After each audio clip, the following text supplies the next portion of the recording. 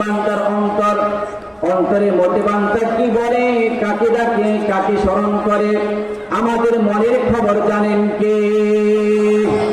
আওয়াজটা বলতে হবে কে? আমার ভাইরা, যারা এই কোরআন মানে তারা হচ্ছে আল্লাহর বন্ধু হয়ে যায়। তারা কার বন্ধু? আমরা আল্লাহর বন্ধু হতে চাই কি চাই না? আমরা আল্লাহর বন্ধু হতে চাই।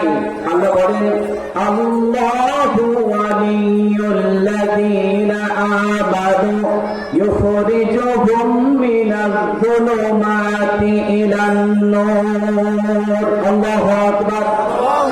আল্লাহ বলেন, গোলাম রে, আমি আল্লাহর উপর ঈমান আনে যারা, আমি আল্লাহর বন্ধু হয়ে যাই তারা। আমি আল্লাহ তোমার এমন বন্ধু, আমি তোমার এমন কাছের। আমার বন্ধু যারা হবে তারা জাহালাতের মধ্যে, বর্বরতার মধ্যে, অন্ধকারের মধ্যে পড়ে থাকবে, এটা হতেই পারে না। বন্ধু বন্ধুর জন্য সময় দেয় কি দেয় না? বন্ধু বন্ধুর সুখে দুঃখে পাশে দাঁড়ায়, বন্ধু বন্ধুকে সময় দেয়, বন্ধু বন্ধুর সুখে পাশে থাকে। আল্লাহ বলে, আমি তোমার এমন বন্ধু, আমি তোমার এমন কাছে। তুমি অন্ধকারের মধ্যে পড়ে থাকবা না, তা হতেই পারে না। তুমি যদি আমি আল্লাহর বন্ধু হতে পারো, আমি আল্লাহ তোমাকে ওই অন্ধকার থেকে বের করে আলোর দিকে, মুক্তির বলে তোমাকে পথ দেখিয়ে দেব।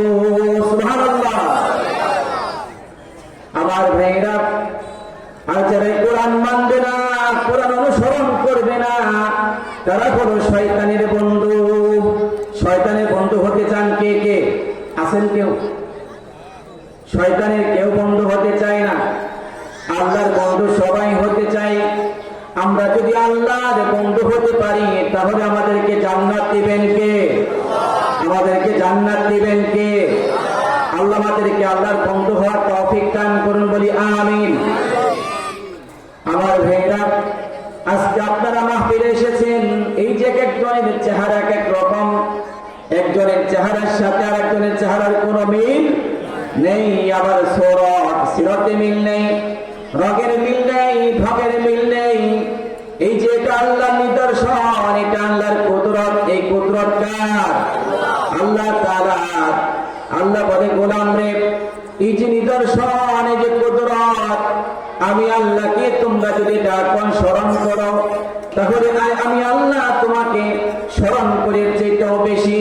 তোমরা যদি আমাকে স্মরণ করো, আল্লাহ তাআলা বলেন, ফাযকুরুনি আযকুরুকুম ওয়াশকুরুনি ওয়ালা তাকফুরুন। আল্লাহু আকবার। আল্লাহকে দুনিয়াতে বান্দা যেভাবে স্মরণ করবে, আল্লাহ তাআলা তার জন্য আসমানের চেয়ে বড় আয়োজন করে আল্লাহ তার নামটা স্মরণ করে নাই। সুবহানাল্লাহ। আমার ভাইরা, আমরা সেই আল্লাহর কাছাকাছি যেতে চাই, সেই আল্লাহর বন্ধু হতে চাই, আমরা জান্নাত পেতে চাই। আমরা জান্নাত চাই কি চাই না? আমরা জান্নাত চাই, কিন্তু জান্নাত পাওয়ার জন্য আমাদেরকে যা প্রয়োজন তা করার দরকার আছে না নাই? আমার ভাইরা, আমি পবিত্র কালামুল্লাহ শরীফের সূরা হামিম সাজদার 30, 31 এবং 32 নম্বর আয়াতে কারিমা তেলাওয়াত করেছি। এখান থেকে আমি আলোচনা করব ইনশাআল্লাহ। আপনারা থাকবেন তো? না চলে যাবেন? শেষ পর্যন্ত থাকবেন না? তার কাছে যদি আগে চলে যান, তাহলে ঠকে যাবেন। বাহিরে অনেক লোকজন, কিন্তু প্যান্ডেলে এখনো আসছে না। তারা অপেক্ষায় আছে যে তারা কখন বিলি করবে। বিলি করার 5 মিনিট আগে খালি ঢুকে পড়বো। কথা বলে এরকম মানুষ আছে না নাই? আমরা শুধুমাত্র তাবারক খেতে আসি নাই, আমরা এখান থেকে কোরআন থেকে কিছু কথা আমরা গ্রহণ করার জন্য এসেছি। কথা বলুন ঠিক কিনা? আমার ভাইরা, আমরা আলোচনার দিকে চলে যাই। প্রধান আলোচক এসে পড়বে। আমি সূরা হামিম সাজদার 30 এবং 32 নম্বর আয়াতে কারিমা তেলাওয়াত করেছি। এটা কোরআনে কারিমের 41তম সূরা। এটা মাক্কি যুগে নাযিল হয়েছে। এর মধ্যে 54টি আয়াতে কারিমা রয়েছে। আল্লাহ তাআলা বলেন, ইন্নাল্লাযীনা ক্বালু রাব্বুনাল্লাহু সুম্মা ইসতাকামু তাতানাজ্জালু عليهم الملائكة ألا تخافوا ولا تحزنوا وأبشروا بالجنة التي كنتم توعدون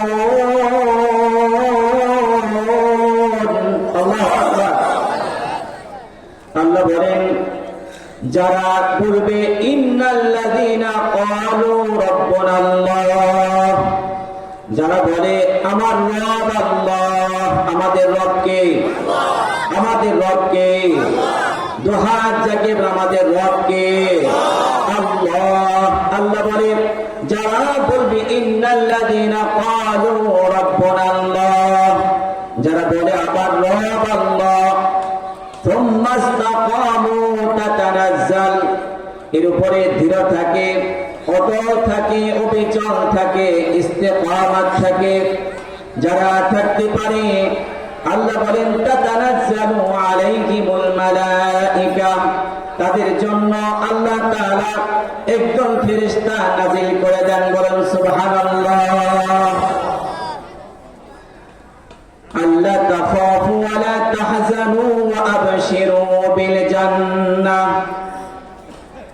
আর ফেরেশতা এসে বলে বান্দা তোমার কোনো ভয় নেই, কোনো চিন্তা নাই, কোনো টেনশন নাই, তোমার কোনো ভয় নাই, কোনো টেনশন নাই, কোনো চিন্তা নাই। তোমাকে যে প্রস্তুতি দেওয়া হয়েছে, সুসংবাদ দেওয়া হয়েছে, তোমাকে যা প্রতিশ্রুতি দেওয়া হয়েছে সেই প্রতিশ্রুতি তুমি সুসংবাদ গ্রহণ করো। সুবহানাল্লাহ। কথা কার? আওয়াজ করুন, কার কথা?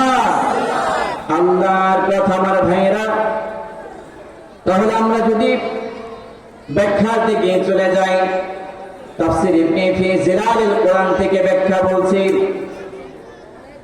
ইন্নাল্লাযীনা ক্বালু রাব্বুনাল্লাহ, যারা বলে আমাদের রব আল্লাহ, আর এরপরে ইস্তিকামাত থাকে, অবিচল থাকে, অটল থাকে, তাদের জন্য আল্লাহ ফেরেশতা নাজিল করেন। সুবহানাল্লাহ বলবেন না? ফেরেশতা নাজিল করেন। কখন ফেরেশতা নাজিল করেন? আমার ভাইরা, প্রত্যেকটা মানুষের মৃত্যু আছে না নাই? আছে না নাই? প্রত্যেকটা মানুষের মৃত্যু আছে। যাদের প্রাণ আছে, জীবন আছে, তাদের একদিন মৃত্যু হবেই। আবার ভাইরা, যখন একজন মানুষ যখন শেষ নিঃশ্বাস বের হয়ে যাবে, যখন মৃত্যু শয্যায় কাতরাতে থাকে, ওই মানুষটা মৃত্যু শয্যায় যখন কাতরাতে থাকে, তার মনের মাঝে ভয় আছে না নাই? ভয় জাগে অন্তরের মধ্যে। তার মধ্যে ভয় জাগে। কিসের ভয় জাগে? তার অন্তরের মধ্যে ভয় জাগে যে আমি দুনিয়া থেকে হয়তো বা বাঁচবো না, দুনিয়া থেকে বিদায় নিয়ে চলে যাব। আমি মসজিদের মাইকে বহু মানুষের নামের এলান শুনেছি, বহু জানাজায় অংশগ্রহণ করেছি, বহু মানুষের শত শত মানুষের জানাজায় অংশগ্রহণ করেছি, জানাজার নামাজ পড়েছি। হয়তো বা আমার কিছুক্ষণের মধ্যে, কয়েকদিনের মধ্যে, কয়েক ঘন্টার মধ্যে আমার জানাজা শুরু হয়ে যেতে পারে। পারে কি পারে না? আমার ভাইয়েরা, প্রত্যেকটা নামাজের আগে আজান আছে না নাই? আজানের কিছুক্ষণ পরে ইকামত দেওয়া হয়। যখন ইকামত দেওয়া হয়, এরপরে নামাজ শুরু করতে খুব বেশি সময় বাকি থাকে। আমার কথা বুঝতেছেন তো? বাকি থাকে মাত্র 10 সেকেন্ড, 15 সেকেন্ড সময় বাকি। ইমাম সাহেব তাকবীর দিয়ে নামাজ শুরু করে দিবে। আমার ভাইয়েরা, লক্ষ্য করুন, আমার আপনার জীবনের একটা নামাজ রয়েছে, বরং তার নাম কি? সেটা কোন নামাজ? জানাজার নামাজ। আছে না নাই? প্রত্যেকটা মানুষের জন্য একটা নামাজ আছে, জানাজার নামাজ। আমার আপনার জন্য, আমি আপনি যখন দুনিয়াতে এসেছি, ডান কানে আজান, বাম কানে ইকামত দেওয়া হয়েছে কি হয় নাই? আমার আপনার জন্য আযান এবং ইকামত হয়ে গেছে, এখন মাত্র নামাজ মাত্র বাকি। যে কোনো মুহূর্তে, যে কোনো সময় আমার আপনার নামাজে দাঁড়িয়ে যাবে। কথা বলুন ঠিক কিনা? আমার ভাইয়েরা, বান্দা ভয় পেতে থাকে অন্তরের মধ্যে, কলিজার মধ্যে। আমার যে কোনো মুহূর্তে মৃত্যু হয়ে যাবে, আমার স্ত্রী বিধবা হয়ে যাবে, এখনো তো ছেলে মেয়েদেরকে প্রতিষ্ঠিত করতে পারলাম না, ছেলের চাকরি হলো না, মেয়ের বিবাহ হলো না, এভাবে মনের মধ্যে ভয় জাগ্রত হতে থাকে। ওই যে কবরস্থান দেখা যায়, আমি যখন রাত্রিবেলা একা একা হাঁটি, পিছনে যদি একটু শব্দ হয় ভয় জাগে কি জাগে না? জাগে কি জাগে না? ভয় জাগে। তাহলে বান্দার অন্তরের মধ্যে জাগ্রত হয় ভয়। ওই কবরস্থানে বাসভবনের কাছে নিচে আমি শুয়ে থাকবো, অন্ধকার কবরের মধ্যে একা একা আমি কিভাবে থাকবো, এই ভয় প্রত্যেকটা মানুষের অন্তরের মধ্যে জাগ্রত হয়। আল্লাহ তাআলা বলেন, যারা আমি রব বলে স্বীকার করবে, আমাকে রব বলে মেনে নেবে, ইস্তেকামত থাকবে, অবিচল থাকবে, উপরটন থাকবে, তাহলে আমি তার জন্ম থেকে নিয়ে মৃত্যু পর্যন্ত, মৃত্যুর আগ পর্যন্ত যারা আমাকে রব বলে স্বীকার করে নেবে, মেনে নেবে, তাদের মৃত্যুর সময় আমি একদল ফেরেশতা তার জন্য নাজিল করে দেই। সুবহানাল্লাহ। তারা এসে বলে, ও বান্দা, তোমার কোনো টেনশন নাই, তোমার কোনো ভয় নাই, তুমি ভয় করো না, তুমি চিন্তিত হও না, পেরেশানি হও না, তুমি যার কিছু তুমি ভয় করছো, তোমার যা ঘাটতি রয়েছে, তোমার ছেলে মেয়ে, তোমার স্ত্রী, এই সমস্ত কিছুর দায়িত্ব আমার আল্লাহ গ্রহণ করেছে। সুবহানাল্লাহ। আমার ভাইরা বান্দাকে সান্ত্বনা দেয় ফেরেশতা, ও বান্দা, তুমি টেনশন করো না, আমরা এসেছি আল্লাহর পক্ষ থেকে, তোমাকে যে প্রতিশ্রুতি দেওয়া হয়েছে সেই জান্নাতের সুসংবাদ তুমি গ্রহণ করো নাও। সুবহানাল্লাহ।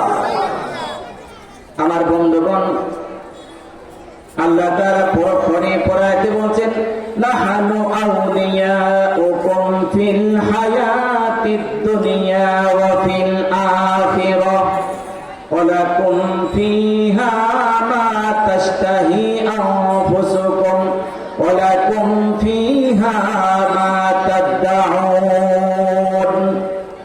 আল্লাহ বলেন, ফেরেশতারা বলে, বান্দারে, আমরা তোমার দুনিয়া আখিরাতের বন্ধু, শুধুমাত্র দুনিয়ার বন্ধু নয়, আমরা তোমার সাথে আছি, দুনিয়াতে এখন তোমার পাশে থাকবো, কবরের পাশে থাকবো, কিয়ামতের ময়দানে, কিয়ামত পর্যন্ত যতগুলো ঘাটি আছে তোমাকে পাড়ি দিয়ে আমরা তোমাকে জান্নাত পর্যন্ত পৌঁছে না দিয়ে আমরা তোমার কাছ থেকে সরে যাব না।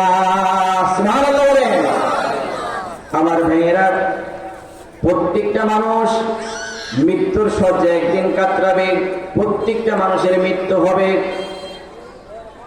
ফেরেশতারা বলে, ইয়া আইয়াতুহান নাফসুল মুতমাইন্নাহ, হে প্রশান্ত মন, ইরজিই ইলা রাব্বিকি রাদিয়াতাম মারদিয়াহ, ও বান্দা, তুমি তোমার পালনকর্তার কাছে সন্তুষ্ট চিত্তে খুশি মনে তুমি চলে যাও।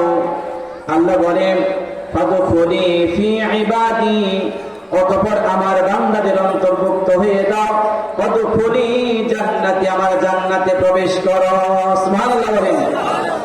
আমার প্রিয় ভাইরা, তাহলে আমরা যদি আল্লাহর উপরে, আল্লাহকে আমরা রব বলে মেনে নিতে পারি, স্বীকার করতে পারি, রব বলে মেনে নিতে পারি, তাহলে আমাদের জন্য একজন ফেরেশতা নিয়োগ করা হবে, যারা আমাকে আপনাকে স্বাগত জানিয়ে সাথী হয়ে